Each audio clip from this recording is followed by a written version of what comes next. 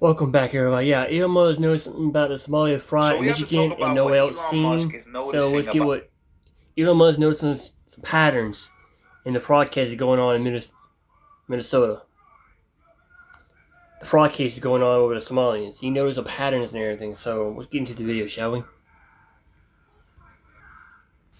About the Somali fraud in Minnesota that no one is noticing or talking about, and that is the mainstream media's narrative. Now, we got the FBI moving in, we got millions of people all around the country, and especially in Minnesota, calling for Tim Walz to step down and resign over all of this fraud. But what the craziest part about all of this is you literally cannot find a single mainstream article about the Minnesota fraud, not even one.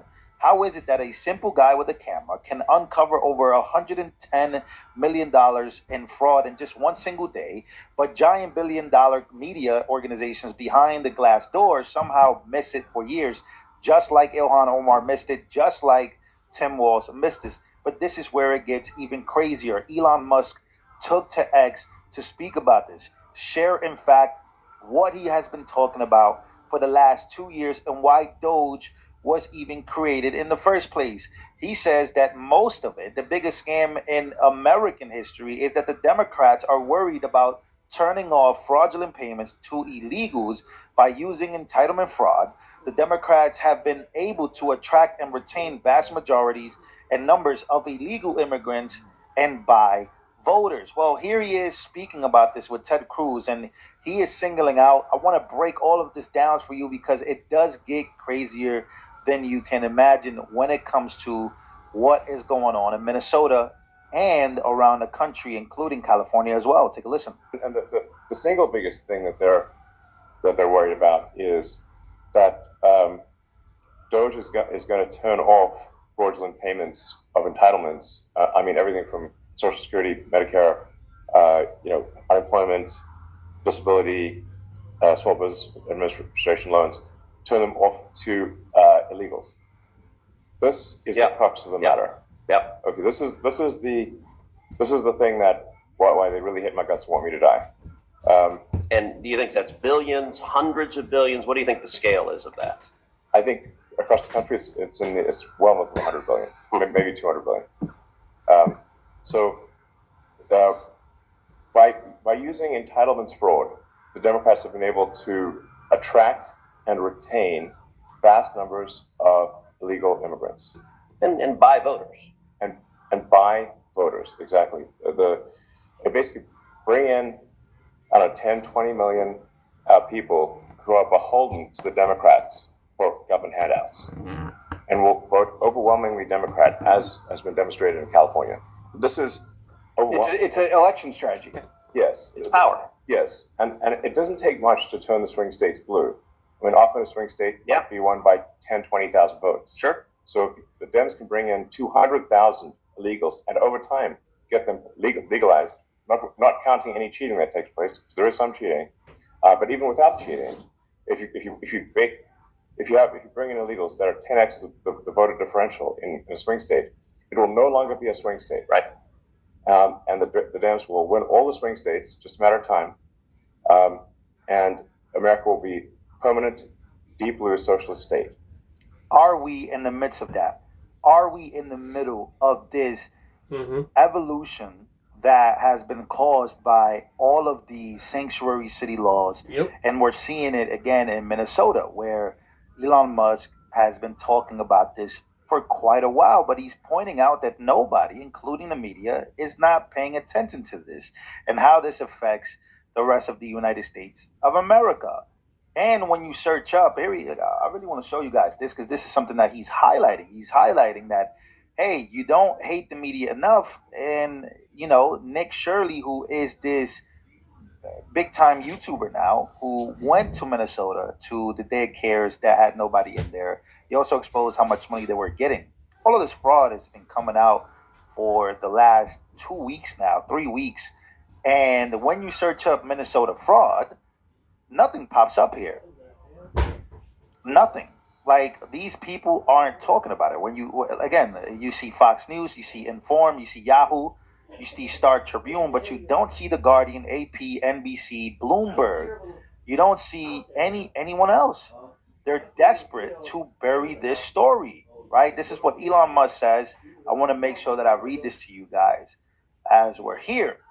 So they are desperate to bury this to protect their ideological allies and smear anyone who exposes how rotten the system is with it's not as bad as it looks, right? So think pieces or by turning into a race-based narrative to shut people up. This is as clear as it gets in broad daylight. The story isn't about the fraud. The story is just a massive cover-up. So here we go. This is a massive cover-up. Again, who is complacent in this? Almost 100 million views by Nick Shirley going to Minnesota himself, right? And this is where it gets pretty intense, because if Elon Musk, a lot of people are saying if Elon Musk never bought X or never bought Twitter and turned it into X, a lot of people would not be getting their eyes on the story or knowing about this. And of course, there's a lot of liberals and progressives coming out attacking Nick Shirley, which we already knew was going to happen because they have to defend this.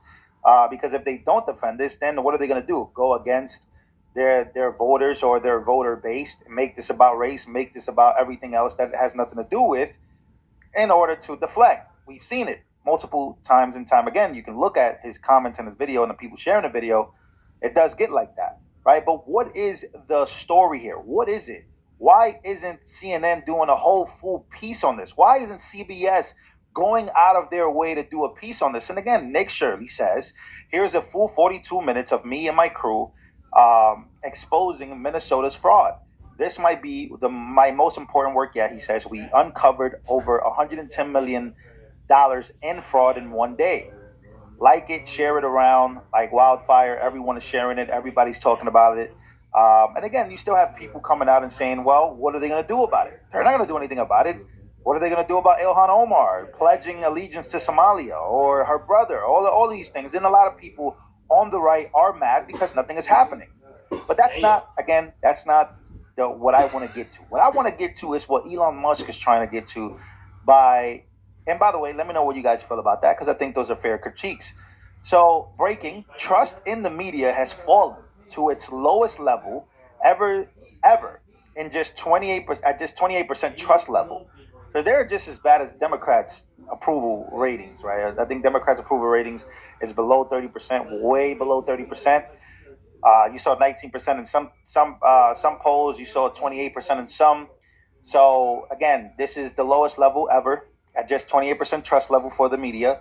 At the same time, X recently recorded an all-time high in usage. That is a clear sign that people are shifting where they get their news from. X is now the number one source of news in the world. And again, as you can see, the trust in the media has fallen. 1972, people were believing it. 1975, 1985, and you can see the decline right there over and over and over. And in 2025, 28%. So people used to trust the media. But what does that really say? What does that really tell you? Comment down below what you think that does tell you about what is going on. But again, what are they hiding? Elon Musk posting industrial scale type of fraud. What exactly is this? Well, this is $18 billion gone. Minnesota social programs looted at industrial scale. 6 more people have been charged in what's turning into the most outrageous public fund heist in the U.S. Well, you don't believe me? Let's take a look at this. This is what, again, Musk posted on his X. FBI agents carried out boxes of files from Ultimate Home Health Services in Bloomington Thursday morning. The state suspended its license this month after discovering alleged fraud in its Integrated Community Supports Program, or ICS. The door is broken there, and federal prosecutors say Minnesota's entire Medicaid program seems broken. What we see in Minnesota is not a handful of bad actors committing crimes. It's a staggering industrial scale fraud. Prosecutors charged 6 people with fraud Thursday, but none yet in ICS. They say Minnesota did a bad job of creating guardrails, so the state became a target for fraud, even by people from out of state. For the first time, they charged 2 men accused of fraud tourism, coming from Philadelphia, setting up shell businesses, then billing Minnesota from back home. In all, the state has declared 14 programs as high risk, and those programs have cost $18 billion since 2018. So how much of that is fraud? That's the $18 billion question.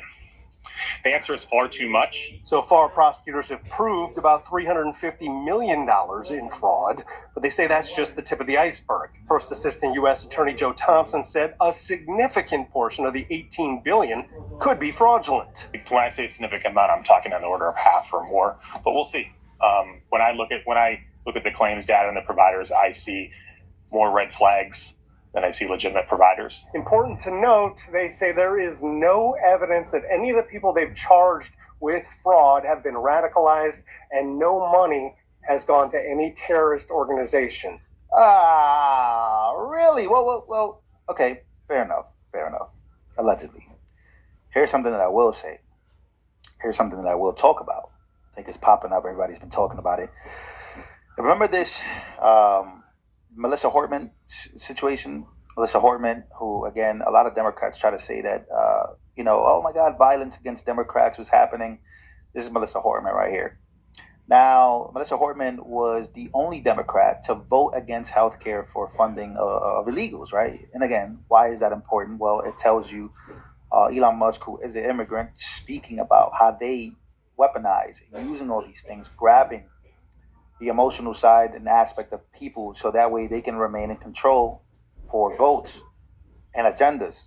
And, she was unalived by a Tim Walz appointee a few days later. This isn't being spoken about enough. So a lot of people are bringing this back up. Like, this is huge. This is a big story. A lot of people want to talk about this. They're talking about Melissa Hortman, who was the only Democrat to vote against health care funding of illegals, and why this was important, and how Elon Musk constantly keeps bringing it up, that this is the plot. This was the plot. And if you speak out against this, you become an enemy of the Democratic Party. This isn't being spoken about enough. But here she is, before she was unalive, speaking about this stuff. I know that people will be hurt by that vote, and we worked very hard to try to get a budget deal that wouldn't include that provision. DFL Speaker Emerita Melissa Hortman emotional following the House's adjournment from a special session Monday. Hortman was the lone DFL lawmaker to cast a vote to cut Minnesota Care access for undocumented immigrants. It's a move she made with a heavy heart. I did what leaders do. I stepped up and I got the job done for the people of Minnesota. The bill was deeply unpopular with members of the DFL caucus. Members have repeatedly expressed frustration that the bill was part of a compromise, one that would ensure the necessary GOP votes to pass the rest of the state budget. We are tremendously disappointed and gut-wrenched at this decision, at this compromise that compromises our communities that are most vulnerable. Hortman knows she let down her own caucus members with the vote. They're right to be mad at me. I think some of them are pretty angry. I think that their job was to make folks who voted for that bill feel like crap, and I think that they succeeded. So, she voted against this. You saw the protesters. You saw all the people that were mad about it. And then she was unalive. That doesn't make you think. And again, people are bringing this up. Elon is bringing this up. Everybody's bringing this up. That we kind of just don't talk about it enough. And I saw the story and I was like, man, we're not talking about this enough. This really ties into more than what we can possibly imagine. What are the narratives out there that they're trying to paint about voters, about people, right? Besides right and left, what does that really mean? What does it really mean? Right? Because that's what they're trying to do. They're trying to paint Trump as this evil guy, MAGA supporters. But why don't they talk about this? Well, because it's going to kill the narrative. You search up Minnesota fraud, CNN ain't doing no hit piece on this. They're not making this a big deal. Why? Ask yourself, why aren't they making this a big deal? Is Elon right when he talks about how Democrats want to stay in power and how they are staying in power? Well, ladies and gentlemen, make sure to smash the like button. Let me know what you guys think. I appreciate everybody coming through. Hope you guys enjoyed this version of the news.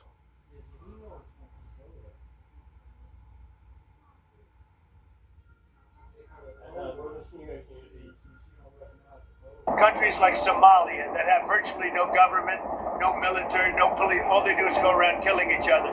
Then they come into our country and tell us how to run our country. We don't want them. They're countries that don't do a good job. They're countries that don't register from the standpoint of success. And we, frankly, don't need their people coming into our country telling us what to do. When you're talking with Dean, I'm talking about like Somalia, where you have a congressman goes around telling everybody about our Constitution, and yet she supposedly came into our country by marrying her brother. Well, if that's true, she shouldn't be a congressman, and we should throw her the hell out of our country.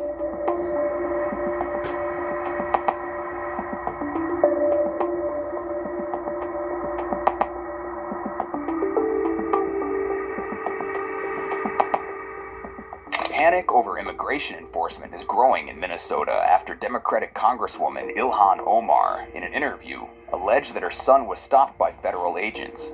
Ilhan Omar said that her son was stopped by federal immigration agents and asked to prove his U.S. citizenship. Omar said that the incident happened after her son made a routine stop at a Target store in Minnesota. She reportedly said that ICE agents pulled him over and questioned his legal status. Omar said that her son was released only after producing his U.S. passport to the agents. The Congresswoman noted that her son now always carries his passport because of fears of being stopped. She also revealed that ICE agents previously entered a mosque where her son and others were praying. Omar reportedly stated that the agents later left the mosque without incident. However, the encounter raised serious concerns.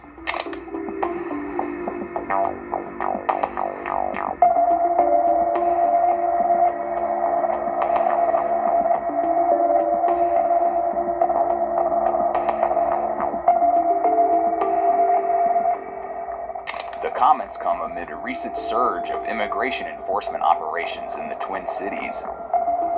Federal officials say the operations are aimed at targeting undocumented Somali immigrants. The surge comes amid remarks by U.S. President Donald Trump criticizing Somali immigrants and Omar personally.